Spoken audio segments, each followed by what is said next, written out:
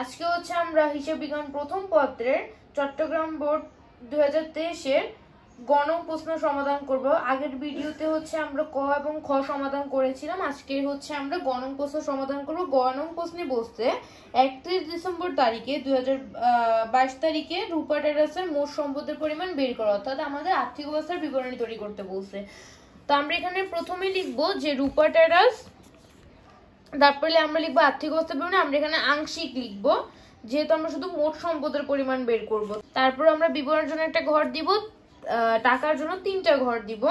তারপরে প্রথমেই আমরা এখানে চলতি সম্পদের পরিমাণ বের করব। তো চলতি সম্পদের মধ্যে আমাদের আছে হচ্ছে নগদ ও ব্যাংক জমা 40,000 টাকা। তারপর সমাপনী মজুদ পণ্য হচ্ছে আমাদের সমাপনী মজুদ পণ্য যে আমাদের 57,000 টাকা, তো 57,000 টাকা লিখলাম। তারপরে প্রাপ্য হিসাব হচ্ছে 50,000 টাকা।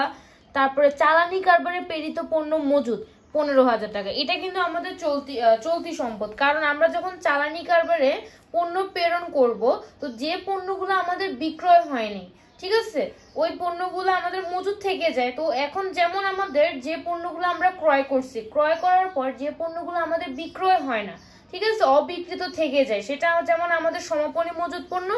ঠিক সেম ভাবে চালানি কারবারে যে সকল পণ্য আমরা প্রেরণ করছি, সে তার মধ্যে যে সকল মানে পণ্যগুলো হচ্ছে মজুদ রয়ে গেছে, মানে বিক্রয় হয় না, মজুদ থেকে মানে মজুদ আছে, ওটা হচ্ছে আমাদের জন্য সম্পদ। সেজন্য আমরা চালানি কারবারে প্রেরিত পণ্য মজুদ আমরা লিখবো চলতি সম্পদ, যেহেতু আমরা এখানে লিখ 15,000 টাকা। তারপরে আমাদের প্রাপ্য কমিশন, এখানে আমাদের কমিশন আমাদের সমন্বয় বলছিল যে কমিশন অর্জিত হয়েছে কিন্তু পাওয়া যায়নি 3,000 টাকা, মানে আমি কমিশন অর্জিত হয়েছে কিন্তু এখন পর্যন্ত পাইনি।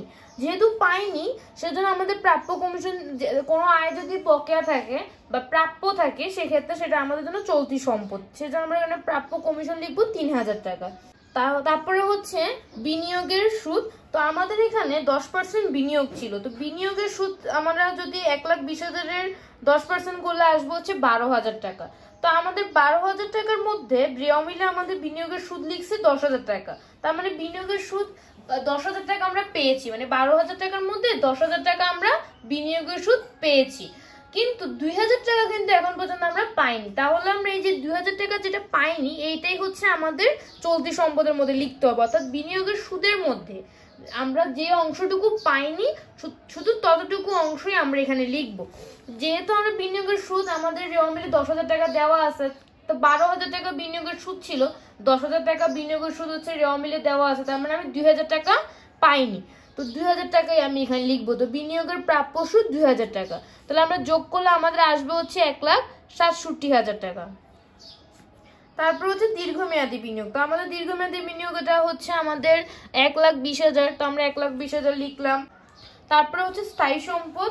তো এখানে আমাদের এখানে কল কবজা ছিল, তো কল কবজা প্রথম এখানে কল কবজা লিখলাম। তো কল কবজার সাথে আমাদের সংস্থাপন ব্যয় ছিল, তো এখানে কারণ আমাদের সমন্বয়ে কিন্তু বলা ছিল যে কল কবজার সংস্থাপন ব্যয় 2,000 টাকা মজুরির অন্তর্ভুক্ত আছে, তাহলে কল কবজা যে সংস্থাপন ব্যয় সেটা আমাদের কল কবজার সাথে যোগ করতে হবে, তাহলে যোগ করলে আমাদের আসবে কত, 1,52,000 টাকা।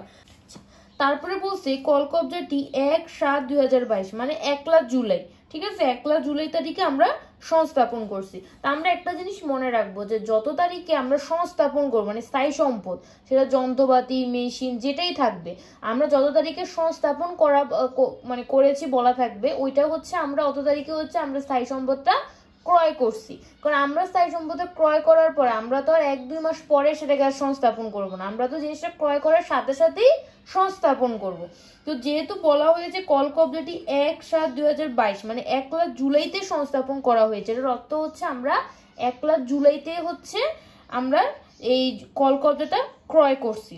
তাহলে কল কবজার উপরে যে বলছে 10% অবচয়, এটা হচ্ছে আমরা 1 জুলাইতে যদি আমরা কল কবজাটা ক্রয় করি, তাহলে 1 জুলাই থেকে আমাদের হিসাবকাল শেষ হয়ে হচ্ছে 31 ডিসেম্বরে, তাহলে ওই পর্যন্ত আমাদের যে সময়টুকু হয় সে সময়ের জন্য আমরা অবচয় ধরবো।